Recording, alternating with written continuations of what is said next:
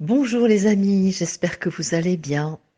Et bien voilà ce Shabbat, première paracha du troisième livre de la Torah, Sefer Vayikra.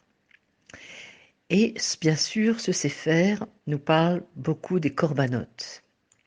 Alors, ce ne sont pas seulement les groupes de défense des droits des animaux qui ont du mal avec la paracha de cette semaine, mais beaucoup, sinon la plupart des gens de notre époque moderne, ont un problème avec l'ensemble du concept du sacrifice animal, qui est un thème majeur de ce troisième livre de la Torah, le Lévitique, Vaïkra.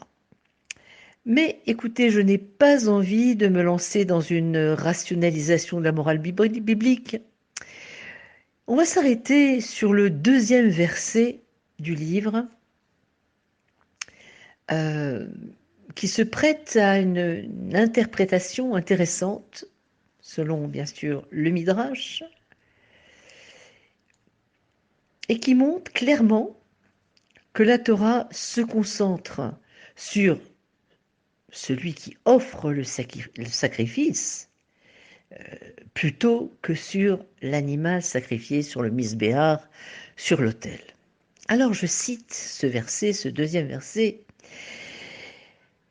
Si un homme, Adam, offrira d'entre vous un sacrifice à Dieu des animaux, que ce soit du gros bétail ou du petit bétail, bakar ou tson, vous amènerez votre sacrifice. Alors, le langage employé ici est vraiment inhabituel. D'ailleurs, la plupart des traducteurs ont modifié le texte pour qu'il soit plus fluide, c'est-à-dire, si un homme parmi vous offrira un sacrifice, ce qui améliore considérablement la fluidité du verset.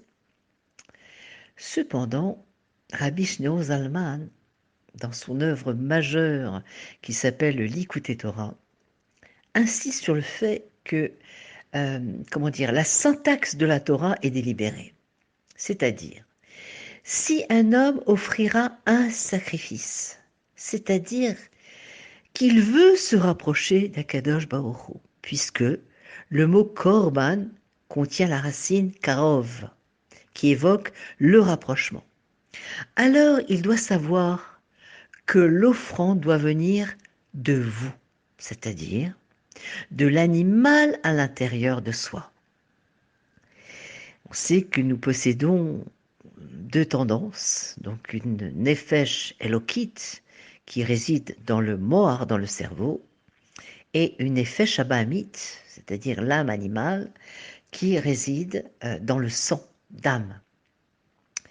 Et d'ailleurs, chacun de nous possède bien sûr des tendances animales qui doivent être consumées, comme nous explique le Rabbi Shneur Zalman, sur l'autel d'Akadosh Baruch Hu. Nous avons le devoir d'abattre notre animal intérieur et de nous humaniser en travaillant sur le développement de nos traits de caractère jusqu'à ce que la béhéma, la bête en nous, soit neutralisée et mieux encore sanctifiée. D'ailleurs, Adam, si on sépare Aleph du mot dam, on met un trait entre le Aleph et dam, ça signifie Aleph. Si on l'écrit en entier, Aleph Lamet P, Sophite, la Alouf, c'est-à-dire dominer sur le dam. Qu'est-ce qu'un homme? C'est quelqu'un qui domine ses pulsions, qui domine sur son sang. Alors, qu'est-ce que cela signifie exactement? Le verset continue, il dit Bakar, du gros bétail, et Tson, du petit bétail que vous amènerez votre sacrifice. Alors il faut savoir qu'un individu peut se comporter comme du gros bétail, c'est-à-dire quoi? Un taureau furieux qui piétine tout sur son passage. Il est l'éléphant dans le magasin de porcelaine, violent, intimidant, agressif, dominateur, braillard, totalement insensible aux sentiments des autres. Et d'autres, en revanche, peuvent être comme le tson, c'est-à-dire le petit bétail, c'est-à-dire le petit agneau docile qui suit timidement le groupe. Il n'a pas d'opinion propre, La dernière personne qui a parlé, bien c'est elle qui a raison. Ça sera son opinion du moment. Il n'a pas vraiment d'épine dorsale, pas de sens de soi ou même, on pourrait dire, de respect de soi. Il reste avec le troupeau à tout prix. On pourrait dire qu'il fait partie comme un mouton de panurge. D'autres encore peuvent être lunatiques, impulsifs, changeant de couleur, de trait de caractère d'un jour à l'autre, versatiles.